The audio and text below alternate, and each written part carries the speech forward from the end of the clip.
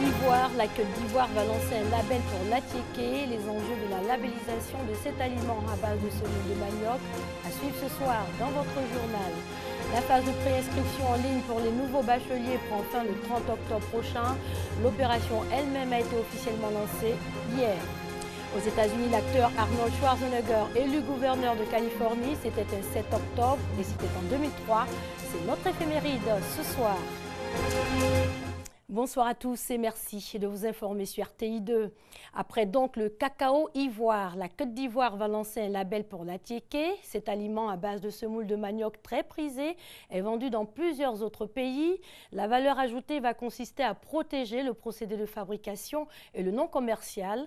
L'appellation Atiéké sera exclusivement réservée aux seuls produits venant de la Côte d'Ivoire. Les enjeux de cette labellisation avec Francis Boiffaut du service économie.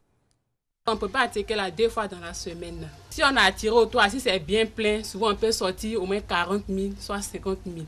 Si ce n'est pas bien plein, 30 000. C'est une source de revenus pour les femmes. La fabrication, la commercialisation et la production de l'Atiéké. En Côte d'Ivoire, l'Atiéké fait partie des aliments de grande consommation. La demande au plan national est très forte. Ce mets à base de manioc est de plus en plus exporté vers l'Europe sous forme déshydratée et le marché régional sous forme de boule, c'est-à-dire sa présentation locale habituelle. Spécialité ivoirienne, l'Atiéké pourrait devenir un produit commercial à forte valeur ajoutée. D'où le projet de labellisation initié par le gouvernement en août dernier.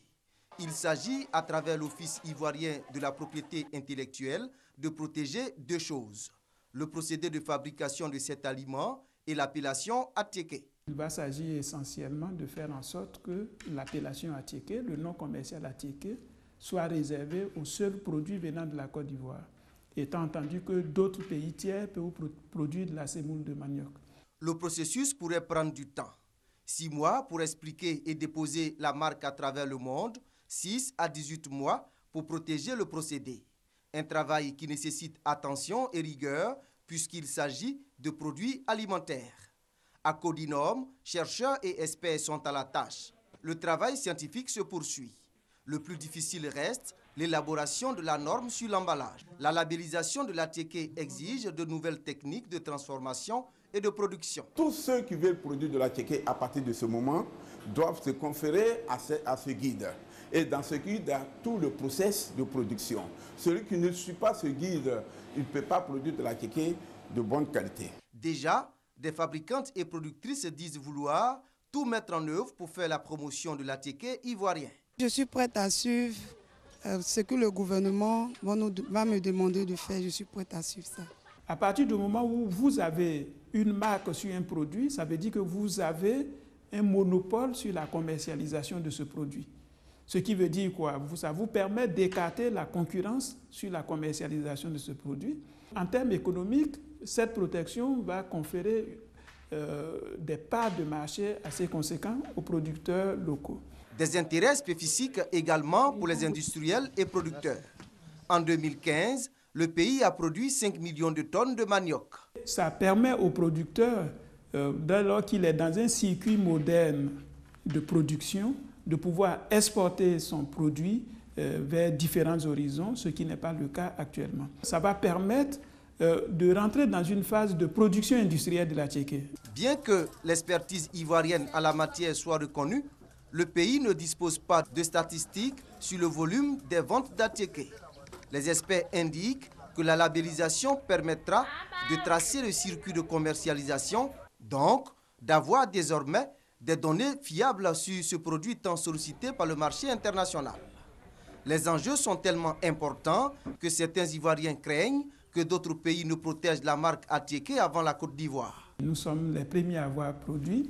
Et donc, si par inadvertance ou bien par malveillance, quelqu'un d'autre s'amusait à obtenir une protection, nous avons les moyens juridiques de faire tomber cette protection qui aura été acquise frauduleusement. Année académique 2016-2017, les nouveaux bacheliers s'acquittent des procédures pour leur admission à l'université et dans les grandes écoles. En effet, la phase de préinscription en ligne a débuté. Elle prend fin le 30 octobre prochain. L'opération elle-même a été officiellement lancée. C'était hier sur le site des Journées de l'orientation. Et le top est donné. Par ce geste, la ministre de l'Enseignement supérieur lance officiellement l'opération de préinscription en ligne. Jusqu'au 30 octobre, les bacheliers de l'année académique 2015-2016 pourront s'inscrire dans les filières de leur choix. Une exigence, cependant, le respect des procédures indiquées. Les étudiants doivent obéir à, je dirais, trois étapes du processus. La première étape, un paiement via les opérateurs de téléphonie. Et après le paiement, ils doivent se connecter à une plateforme dont le lien est www.orientation-sup@mesres.edu.ci. Et après s'être connectés, ils doivent renseigner certaines informations.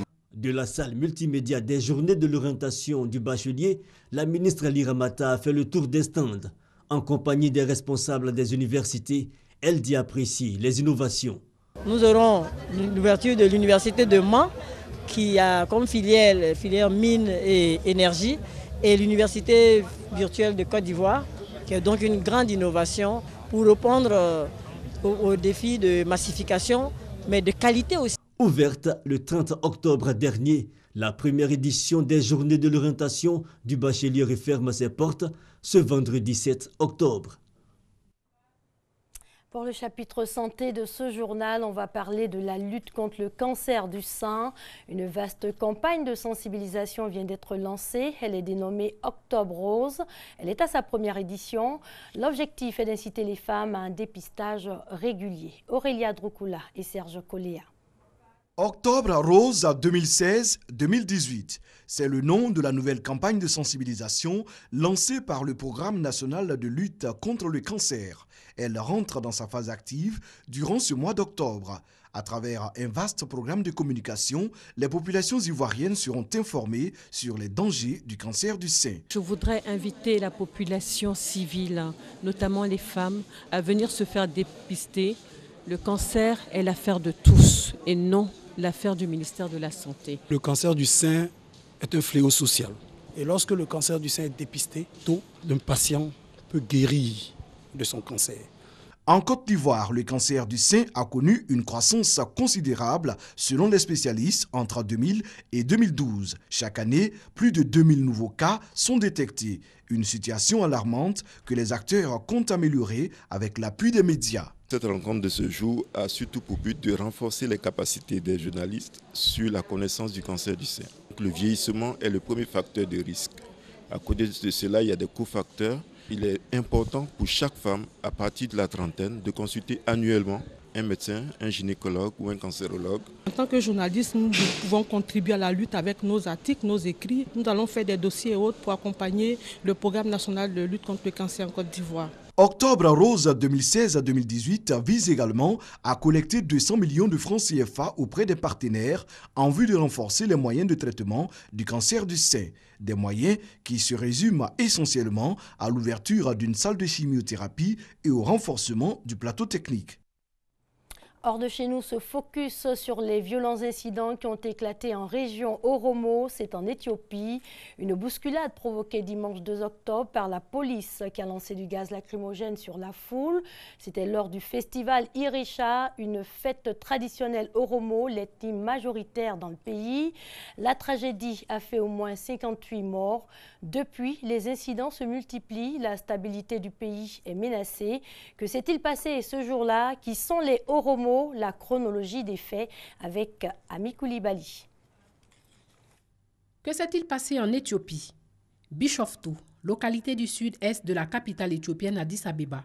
Dimanche 2 octobre 2016. Des dizaines de milliers de personnes se rendent au festival Irisha. Il s'agit d'une fête traditionnelle Oromo, la fête la plus importante de cette ethnie majoritaire du pays. L'événement vire au drame. Des participants scandent des slogans hostiles au gouvernement. Ils réclament justice pour les personnes emprisonnées ou tuées en novembre 2015 lors de manifestations sévèrement réprimées dans les régions Oromo et Amhara. Les festivaliers brandissent les deux bras en forme de croix, un geste symbole de protestation chez les Oromo. Ensuite, ils lancent des pierres et des bouteilles en plastique sur l'estrade. Des dirigeants Oromo affiliés au gouvernement s'apprêtaient à prononcer leur discours. La riposte des policiers est immédiate. Elle utilise grenades, gaz lacrymogène et tirs de sommation pour disperser la foule. La bousculade s'ensuit. Des dizaines de personnes tombent dans un fossé. Plusieurs d'entre elles meurent piétinées ou noyées. Quel est le bilan? Il est fait état de 52 morts. Quand l'opposition évoque au moins une centaine de victimes, le gouvernement de la région Oromo nie toute responsabilité des forces de sécurité. 3 jours de deuil national sont décrétés. Quelle est l'origine du problème? Voilà plus d'1 an que des manifestants défient l'autorité du Front de libération du peuple du Tigré. Les Oromo, qui représentent plus du tiers de la population, plus de 32%, ont des rapports difficiles avec le gouvernement. Ils l'accusent de brader les richesses du pays et de laisser le peuple mourir de faim.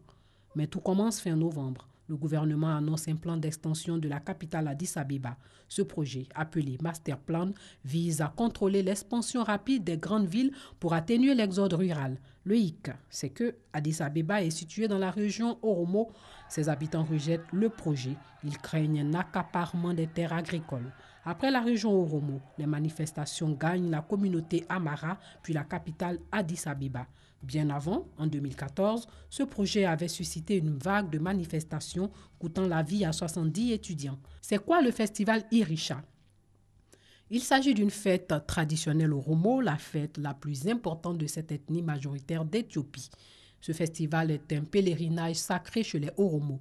L'événement rassemble une foule impressionnante. La cérémonie prend une tournure très politique car les festivaliers ont brandi leurs 2 bras en forme de croix. Ce signe de protestation médiatisé en août dernier par l'athlète Feiza Lilesa qui franchit la ligne d'arrivée du marathon aux Jeux olympiques de Rio. Ce dernier n'a jamais pu revenir au pays, craignant d'être jeté en prison. Qui sont les Oromo? Avec plus de 26 millions d'habitants, l'Oromo est la région la plus peuplée d'Éthiopie. Les Oromo dénoncent depuis plusieurs années déjà leur marginalisation. Selon eux, le gouvernement favorise le Tigréen, ethnie dont est issue la plupart des dirigeants. Les Tigréens monopoliseraient les postes clés, pourtant ils ne représentent que 6% de la population. Depuis le renversement de la dictature militaire du colonel Mengistu Haïlé Mariam, l'Éthiopie a adopté un système fédéral basé sur l'ethnicité. Le système s'essouffle selon plusieurs observateurs. La région est régulièrement le théâtre de manifestations sur cette base, manifestations réprimées dans le sang. Et après? Félicitée pour sa croissance officielle à 2 chiffres, l'Éthiopie est cependant épinglée pour son piètre bilan en matière de respect des droits de l'homme et des libertés politiques. La charge émotionnelle de cette affaire est dramatique. Les rapports entre les Oromo et le gouvernement actuel vont prendre un coup. Le pays pourrait bien imploser dans des combats interethniques. L'Éthiopie est à la croisée des chemins. En image, le prix Nobel de la paix a été attribué ce vendredi au président colombien Juan Manuel Santos pour l'accord de paix historique négocié avec la guérilla des FARC après plus de 50 ans de guerre civile. Le comité Nobel norvégien veut ainsi encourager le processus de paix dans le pays. C'était un 7 octobre, l'acteur d'origine autrichienne Arnold Schwarzenegger est élu gouverneur de Californie aux États-Unis. C'était en 2003. L'homme se présente sous la bannière républicaine alors que le Congrès de Californie est à majorité démocrate. I'll be back. On l'a connu personnage placide et hyper musclé dans les sagas Terminator et Predator au cinéma, surnommé le chêne autrichien Arnold Schwarzenegger, né le 30 juillet à Thal en Autriche, acteur culturiste, a revêtu avec succès les habits d'homme politique aux États-Unis. D'origine autrichienne, c'est dans les années 80 qu'il fait connaissance avec le 7e art. S'ensuit une importante filmographie où se côtoient divers genres, l'action, la science-fiction, le fantastique et la comédie. Arnold s'engage politiquement et met entre parenthèses sa carrière d'acteur en 2003 pour postuler comme 38e gouverneur de l'État de Californie. Le 7 octobre 2003 donc, il est élu gouverneur de la Californie. Son bilan est jugé satisfaisant. Il a investi dans les secteurs de l'éducation, de la santé et les services sociaux. Il restaure même le réseau routier et révolutionne la pratique de l'écologie. Il s'opposera à l'administration Bush en dépénalisant la détention de la marijuana et en œuvrant pour les droits des homosexuels. Réélu gouverneur le 7 novembre 2006, il cédera le fauteuil le 13 janvier 2011 à Jerry Brown. Fin de cette édition, excellente soirée sur les antennes de la RTI, la marque du service public.